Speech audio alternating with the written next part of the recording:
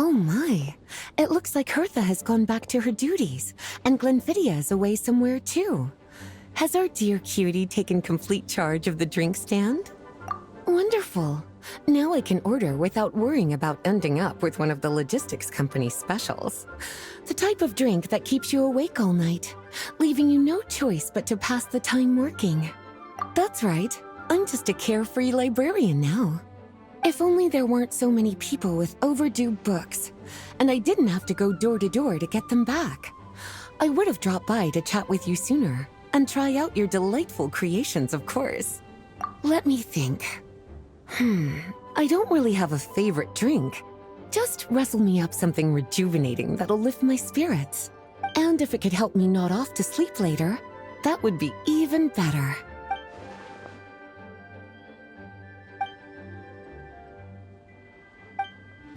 Here's a snow-kissed dawn. Hope you like it. It's delicious, cutie. Pleasantly tart, sweet, but not cloying, smooth on the palate, with a refreshing aftertaste.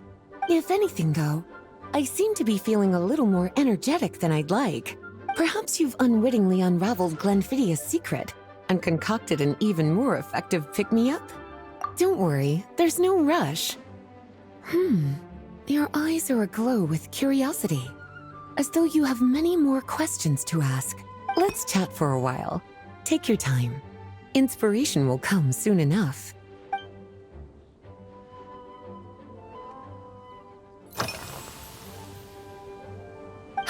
Since you're asking, it's been a bit of an unusual day. There's a chef, fresh out of training in Fontaine, who's recently taken up a position at the Goth Grand Hotel.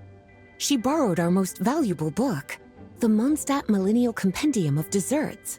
Apparently, she plans to use dessert-making techniques to improve the taste of various savory dishes.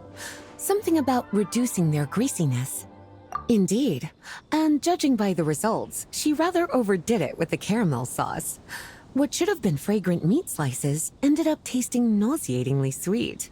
Caramel sauce is such a fantastic ingredient, you know? It never fails to please when added to drinks. Sometimes, I even add a spoonful to my afternoon tea. Improving food, I suppose, isn't always about being as creative as possible. Lately? So careful with your wording, cutie. Is that because you think that I, too, might have changed since we last met? Or not bad at all? A flawless answer. Back in my student days, I might have been drawn to every new and exciting ingredient I read about, constantly expanding my horizons and stepping out of my comfort zone. But now, I've grown accustomed to a life of comfort and routine. To paraphrase a certain Leo-Ed legal expert, my life is fast approaching a state of living out one's golden years in peace and comfort. I'm no longer so easily moved by adventure and excitement. I'm sure you remember, a few years ago, when we were adventuring together, you found me that sweet-tasting alchemical ingredient. Well, my tastes haven't changed a bit since then. Surely you're not suggesting I'd take this opportunity to sneak off on a little countryside wander? You caught me.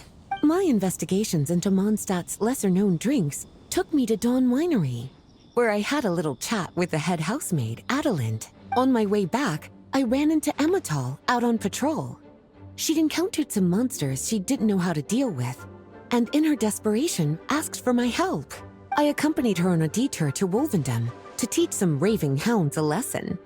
It's been a while since I've had such an invigorating workout.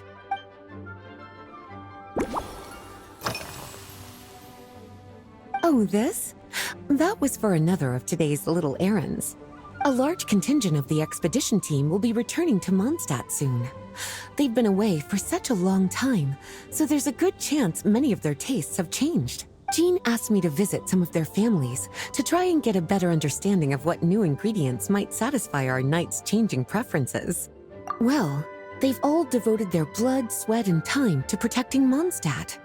They deserve some care and respect in return. Based on what I gathered, the most requested ingredient was cacahuatl from Natlan. It seems like our knights have developed a taste for cocoa. In their letters, many of them mention that they rely on cocoa to keep themselves energized. I've tried hot cocoa myself, and I must say, I find it just as effective as coffee when it comes to staying alert.